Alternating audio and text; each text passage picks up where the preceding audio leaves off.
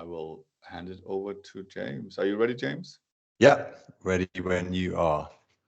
All right, James, thank you very much for taking the time on a Tuesday afternoon to talk to us about a different angle to sustainability, just with the must-read report yesterday, fresh off the press.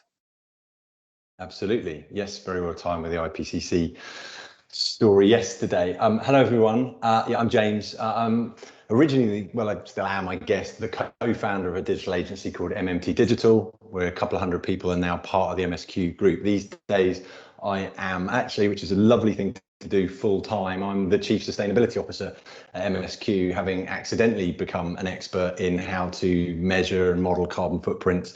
So what I'm not talking about today is actually a big chunk of my day job, which is, measuring our carbon footprint as a global business and putting in reduction strategies. And I've been doing our science-based target submissions. I run courses. I'm the BEMA co-chair of their Sustainability Council. I run courses to help companies, they're mostly agencies, how to measure and reduce and offset their carbon footprints. And without plugging it too much, it is free. In September, I've got a course coming out on the Future Learn platform. I'll let Yanis know, aimed at all and any small businesses on how to measure and reduce and offset your carbon footprint. I think lots of companies, and especially SMEs, want to do more, need to do more, but it's a bit of a minefield, and not everybody's an expert in environmental sciences and scope 1, 2, 3 emissions and lots of tools. So that's a big chunk of what I do. But as a digital agency, and again through the BEMA Sustainability Council, the other pillar of that is what I want to talk to you about today, which is how do we build, or can we build, and why should we build lower carbon digital solutions for our clients. So just to tee that, I'm going to talk about hopefully about 10, 15 minutes tops to give us some time. Why should we care about that? Well, here's the headline grabbing stat. I'll explain why it's a bit headline grabbing at the moment, clickbait. And it's true. The internet has a larger carbon footprint than the airline industry. It's about 3% of global emissions. It's a few billion tons a year, and it's growing. The digital footprint, or the internet's carbon footprint, is growing. The airline industries is actually coming down. So we need to do something about it. It's quite exciting that we do work in an industry that has such a large carbon footprint.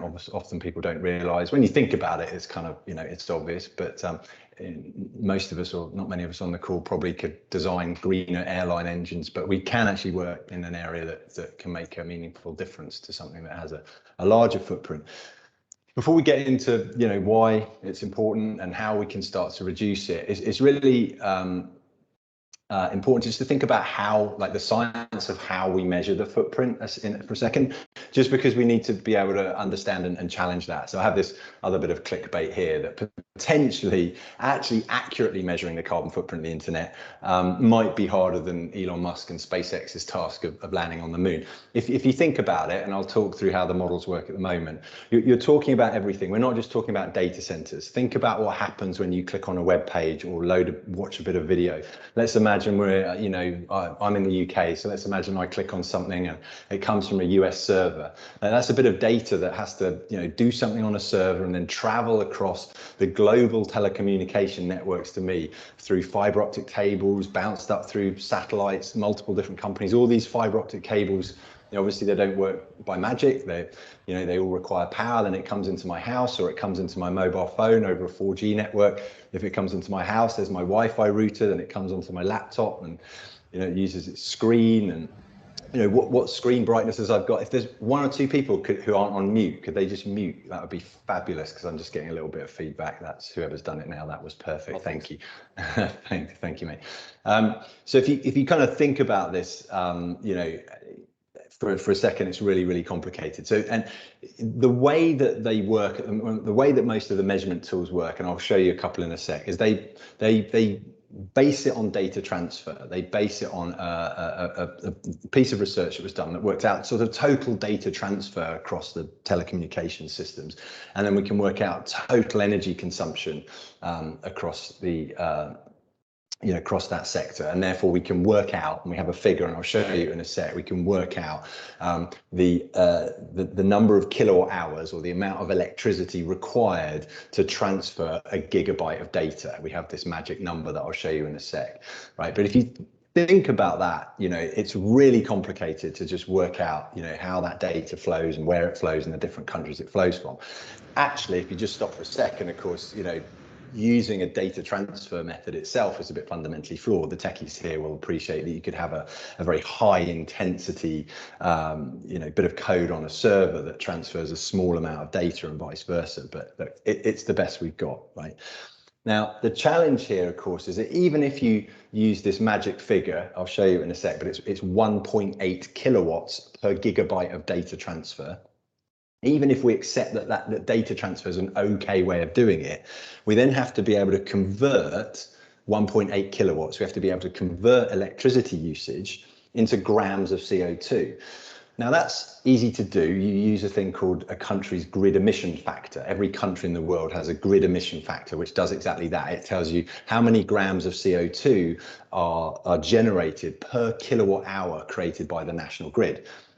Fine, but that data, in my scenario of data traveling from US to my little screen in Stamford in the UK, travels through multiple countries. So are we really going to track all the different grid emissions factors and how much time that data spent transferring through those different countries? And actually, grid emission factors are an annual average, right? So in the UK grid emission factors are pretty low because the UK is very good at producing a high percentage of our electricity from renewables. But that changes through the day, right? If it's sunny and windy, low demand on the grid, we're almost 100% renewable. In a cold, still, dark winter's evening in the UK, the opposite is true. So are we going to track that data transfer of every single interaction across the internet in real time? No, of course we're not. And then, what screen brightness am I set to? What type of laptop am I running? So I'm going to talk about the measurements, and we've got some really good tools, and they're a start for 10, but it's really important to just start this with, and I'll send some links in there so that everybody understands that the way we do it, the way we say this web page or this video is generating X grams of CO2 emissions is pretty good, but it uses lots of assumptions and averages and estimations, and if we're the experts in this, we need to be able to sort of justify that and be challenged on it. So there's a number of tools. One of the most well-known out there is a simple platform called websitecarbon.com. I'll give you some others as well, although these guys open sourced their code, and some of the other platforms that I'll mention actually use the same. And there are more coming onto the market. And again, this is why it's important to understand how they work so that we're not comparing apples to oranges. So as it says there, this is the way it uses that data, uses that piece of research to come up with this magic 1.8 kilowatt hours per gigabyte of data transfer.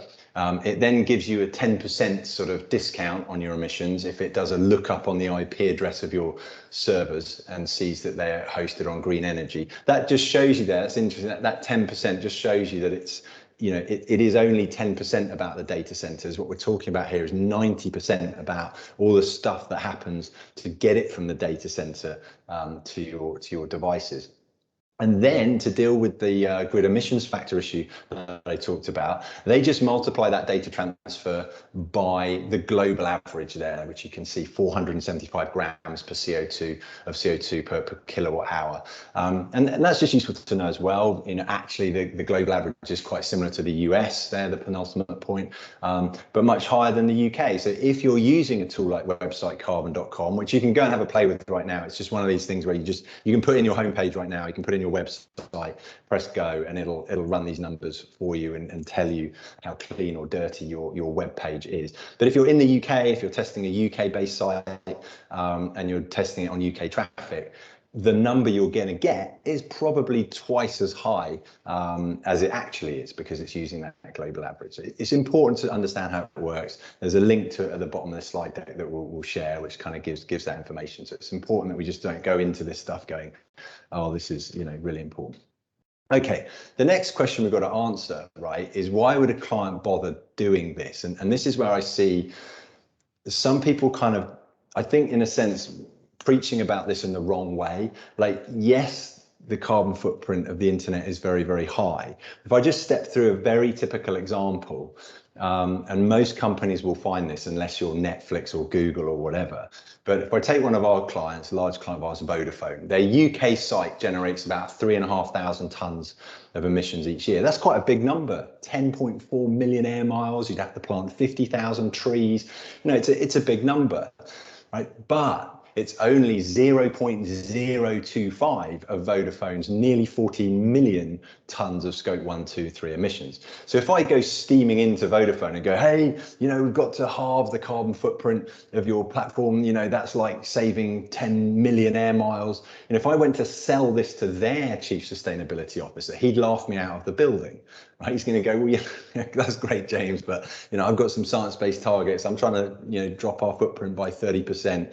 You're going to save me half of 0.025%, you know, and it's going to cost me some money. Like, nah, you're all right. I'm not interested, right? So why am I having this conversation? What's the point? Why would Vodafone spend money on it? And they are spending money on it. And the reason that they're spending money on it is because you get this incredible win-win with reducing the carbon footprint of any digital platform. This isn't just about websites, this is also about apps, this is also about advertising campaigns and media and content. In fact, even more so, it's about advertising campaigns because those are videos and those are much higher bandwidth, therefore data transfer, therefore emissions. So I'm talking about measuring a website here, but this can be any kind of digital thing at all, right? But if we take, you know, a website, well, we know these top two lines, right? Simplifying a user journey will usually improve conversions, right? If we make something simpler for a user, we'll probably increase conversions on that site. And if we make a page faster, slicker, lighter, quicker, faster to load, well, that'll always improve conversions. So I don't have any data to show that a slower loading web page ever was better for driving conversions, right? So those things we know. And then actually, there's this win-win because, again, simplifying or halving the steps, for example, in a user journey. So if you take a user journey that's, I don't know, 8 clicks, 8 steps long, and you change it to 4, we've actually just halved the carbon footprint, right, based on data transfer at least. And if you halve the page weight, so make the page load twice as fast, we've also halved the carbon footprint again. So it turns out we're actually doing a lot of this stuff. A lot of it is just best practice. What we're not doing is measuring the improvement at the start and the end of the sites that we're building or the optimizations that we're making. We are measuring, probably is a really important KPI, like page load time and the amount of data transfer possibly, because it's, you know, going to impact our hosting costs and all this sort of stuff. So you get this like amazing win-win. It's not like there's no extra work to do, but a lot of it is just about the UX piece that I'll talk about in a sec. But the point is, like, customers love to know the impact of this stuff. We're becoming much more aware and conscious of this stuff. This is a slightly UK-based example. I don't know if you guys have Oatly milk, but we have a brand, Oatly milk, in the UK, and they put on the side of their box like how many grams of CO2 you've saved compared to buying a litre of cow's milk. Nobody even knows what a gram of CO2 means. Like, most consumers don't know what that means. They just like, oh, that's great, it's better for the environment. And if we made it green, then we'd probably buy even more of it, right? So we like to buy these things. And again, in my example, like, this is Vodafone's forward-facing main leading touch point to their customers, right? So this is a huge opportunity for them to say how much greener their platform is than their competitors. And the point is, it's again, and I'll come back to the airline industry piece in a bit. It's a very different profile of a footprint, but there is an ethical bit. If we don't all do our bit, like all of us as individuals doing our bit, if all businesses don't do their bit, if everyone doesn't make this effort on websites, then we're never going to tackle something that has the carbon footprint that's larger than the airline industry. Just to show you this taken to an extreme, here's an example. I've got a thing in a second which has links to all of these things. I'm not suggesting all websites go like this, but this is an actual genuine e-commerce site called Organic Basics, which doesn't show any images. It tells you about the carbon footprint of everything that you're doing. Even the help email link there tells you how many grams of CO2 it will cost to send emails. If you want to buy products, you can click on the pictures that are just wireframes, and then it will load for you a low resolution version of the product and ask you if you wanted to see a higher resolution one. So that's taken to the extreme, but more creative UX people will come up, I'm sure, with brilliant ways of telling the audience just how green the platform is. And I'm going to come back to that in a second. If you want to get started, one of the things that I launched earlier this year through the BEMA Sustainability Council, as it says there, is a website called The Green Pages. We'll share the link, but it's thegreenpages.bema.co.uk. It's super simple. It's a low carbon website hosted on a wind powered data center that is simply a curated set of links, basically, to a whole range of resources, from the measuring tools that I've talked about through to best practices for UX designers, creatives, engineers, front end, back end, content, media, advertisers, planners. So any digital team, a set of tools for them to be able to build lower carbon digital platforms, either for their clients, if you're an agency, or an in-house team. Just to give you a flavour of it, I've got some screenshots, you'll get the idea. So this is a good place to start, which is, you'll see it's tagged along the top. So if you click measurement, you'll get the measurement tools, and you'll get that link to website carbon. I'd call out the one below it, which is a lightweight analytics tool called Cabin Analytics. What that does is, you can sit it alongside Google Analytics, but that actually just measures and gives you data in your analytics on the carbon footprint of every page. It uses the same algorithms as website carbon, but it just saves you pointing all of your pages manually at website carbon. It's free, so I'd call that out. But there's lots of other ones as well. And then articles on why it's really hard to measure it. And then there's some tips for designers, sustainable interaction design principles, green design, impacts of colors. For your techies, best practices for front end developers, back end developers, infrastructure, guys thinking about spinning up the hosting. I think sometimes the way I point this out is, like, the world is missing the accessibility guidelines for environmental sustainability. We've had the accessibility guidelines for over 20 years, and they're great. So we're just trying to plug a hole. I don't know when and where those guidelines or any legislation might come from, but this kind of helps sort of plug that hole and gets us started. So there's a whole load of stuff that could get you and your team started really quickly. Now, just before I shut up and take some questions, I just want to kind of circle back to that headline grabber that, the internet's, got a bigger carbon footprint, and that's bad. It's worse than the airline industry. Well, of course, it is very different to the airline industry for a few reasons. One, the profile is very different. The airline industry has a relatively few number of aircraft burning jet fuel. Dead easy. Relatively few, because the internet's carbon footprint is made up of 4.5 billion people who have access to it, making trillions of interactions, which is why you see websites, even very large websites in the UK like Vodafone's, being such a comparatively small percentage of their overall footprint. So it's a very different profile, but also it's super important to call out that it has some carbon benefits as well, which will lead me to my final point. So the benefit of the airline industry is we can go on nice holidays and travel around the world quickly. Great. There's not really any carbon benefits.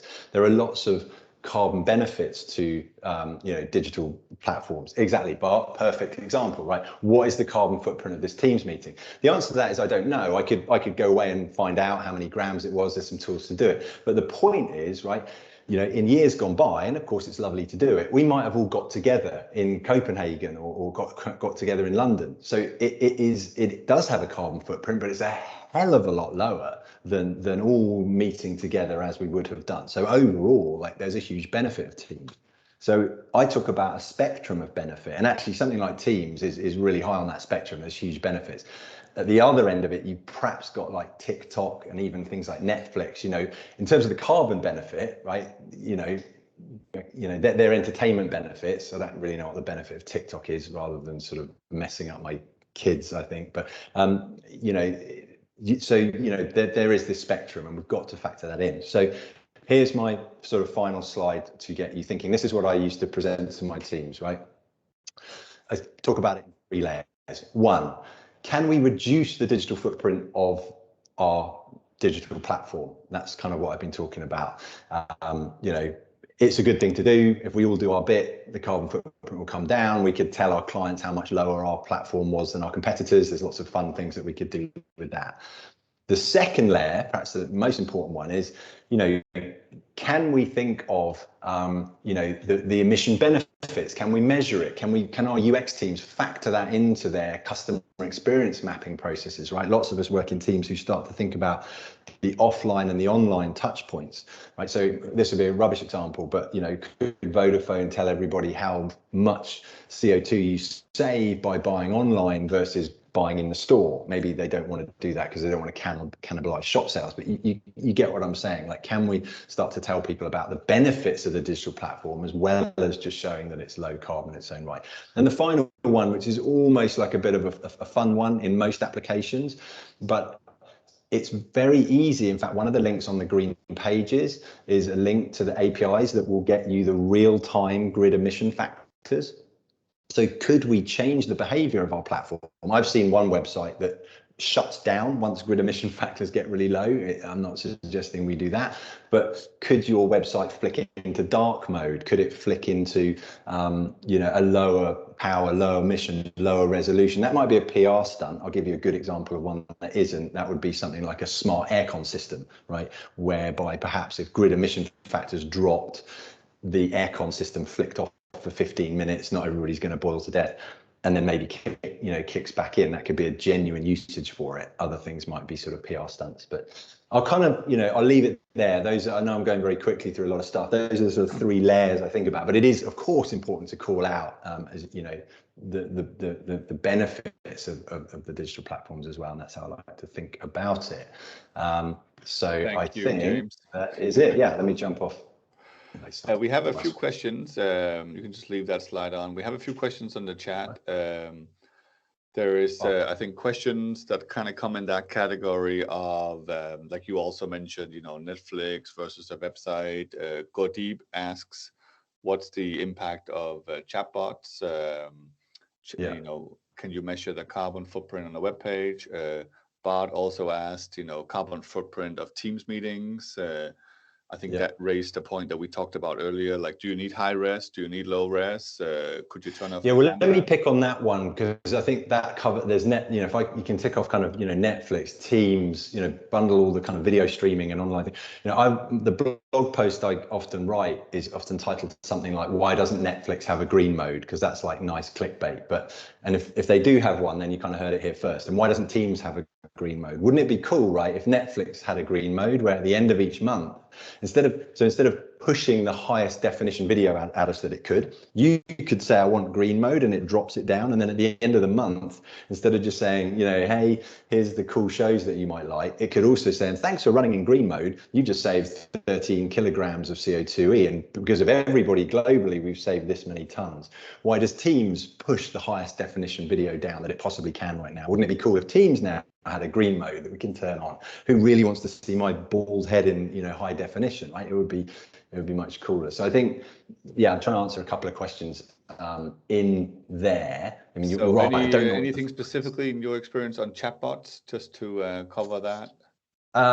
That's an interesting one in that, no, I don't know, obviously video is going to be the big one. If we accept that it's all about data transfer, and it's not all about data transfer, but it's definitely a very big component, then certainly a chatbot is going to be a much lower carbon alternative to, online help videos or an online video chat. If you can keep it kind of text interaction, one of the things you could do is if you were replacing I don't know, online chat or online video help with a chatbot, and you were worried that consumers were going to react negatively to that because they wanted to face-to-face, well, actually you could put a green aspect on it and say, this is how much the chatbot has saved each year compared to our video support help. So, that could be one that has a benefit, a pro and a con. I don't have all the answers for what percentage of it is chatbots, what percentage of it is videos, but we can measure all these things with the tools that are on there. Sure. And I guess you could also, like you mentioned in the UK example, you could also illustrate to the customer, like by using the chatbot as an alternative to something else, you're saving this carbon footprint. If the alternative is a physical meeting, or if the alternative is many emails back and forth, or whatever the alternatives could be. Yeah, correct. Emails is a big one. Look, I don't, I'm a business person as well, so I don't want to sort of say something too unethical, but companies are often trying to put in digital platforms, and underneath that, there is an element of we're trying to save costs, or we're trying to close down shops, or we're trying to do something like that. We want to take people online, but they never want to say, like my Vodafone example, they never want to say, we're really trying to close down 20% of our shops because they're expensive. It would be better if you bought online. It's a crap message internally. It's awful for culture, and they don't want to say that. and I'm not suggesting this is the driver of it, but in those sorts of things, you could actually play use the green card if you can measure the difference. And then to your point about, the carbon footprint of a call center, running a call center, manning a call center versus a chatbot. I'm getting into slightly uncomfortable territory here because I'm not, advocating trying to, fire people and close we things do down. have a couple of other questions too. Adam is asking if anything is happening at sector and standards level. I think that kind of, you can couple that with Nikki's question, if any government is paying attention to this. I haven't seen anything yet in terms of this specifically, and I don't know where it's going to come from. So the W3C own the accessibility guidelines, but of course this is deeper than just that presentation layer. It's not just about the HTML, it's everything. It's much broader than HTML standards. So I don't know where it's going to come from. I mean, generally we're seeing, the UK government a few weeks ago said, unless you've got a carbon reduction strategy and a path to zero, et cetera, you can't bid for, public sector contracts in the UK. So we're seeing it generally, that companies have to, have good carbon footprint credentials, but that is very different to actually having, mandating this. I would love to see the UK government and other governments sort of starting to say, at least for public sector jobs, that all pages must be under 0.2 grams of CO2 or 0.5 grams of CO2 per page load, right? They already do that, they will already do that on a page load. They'll insist that it's got to be sub 2 seconds, sub 1 second, whatever. So it'd be nice to see that. The final point on that is I think and I hope that hopefully this will be self-perpetuating as brands start to get hold of this. And as we're seeing in supermarkets on physical products, I hope that companies will start to be tripping over themselves to tell you how much greener their digital platforms are than their suppliers. And that for me will just cause it to snowball, and we won't need legislation in the same way that we do sadly for accessibility guidelines. All right, I think we can quickly do two more. Yep. Just trying to see from the chat here. Can you say briefly, I know it's not yes or no, but any certifications, courses and trainings to skill up on this issue? No, not at the moment. There's, as far as I know, there's a load of links on there, a load of best practices. The great thing is, any digital team I've given this to, they've all just gone, oh yeah, this is just best practice, right? There's not much in there. This is mostly going to be driven by your creative UX guys who love this stuff as well, by the way, to do that design thinking, think about how we're going to measure this stuff, think about how we're going to present this to the customer. If you get them thinking about those benefits and everything I've talked about, the developers will just they'll do it. Like there's not lots of new stuff somebody's got to learn, so just point them at the green pages. I'll try and get a course on Future Learn. I think I saw that post. It's an obvious next one for me to do, but for right now, just go through the green pages. It's really simple. All right, last question is on the technology choices that we make when building digital experiences, how they affect the carbon footprint. Things like client versus server-side processing, can you? Yeah. I mean, again, it tends to be a win-win with the way the market's going, right? So, there's this move towards lightweight, headless CMS-based web application type, architectures rather than the big, heavy, monolithic, content management and e-commerce platforms that just pump loads of data down on every page load. So there's a natural trend towards that kind of architectural approach anyway. I think we need to do more to raise awareness in terms of advertising, and because there's more and more kind of video and online content and advertising. That's a big driver of it. So I think that's actually interesting. Yeah, the natural sway of architecture and obviously data caching, which minimizes data transfer, all of these things have a benefit. So there's not a lot of new stuff you've got to do. We're kind of going that way anyway. As I said, it's just about the measurement. Thank you to anyone who's got to drop off, by the way. Just jump. I know we're at time. Thank you, James. I think we're right on time. Cool. I think this is like the extra minute normally in football games. But thank you, James. Thanks for sharing openly. Like I said earlier, I'll share the recording. I'll share the notes and additional links, and we'll keep the conversation going. I think we have a lot of work ahead of us on sustainability and also when it comes to digital platforms. Great. Yeah, thanks for listening, everyone. I hope it sowed the seed or was a different angle. Give me a shout. Let me know how you get on with it. Thanks, guys. Thank you. Take care. Thank you, James. Cheers. All the best. Bye. Cheers. Thank you.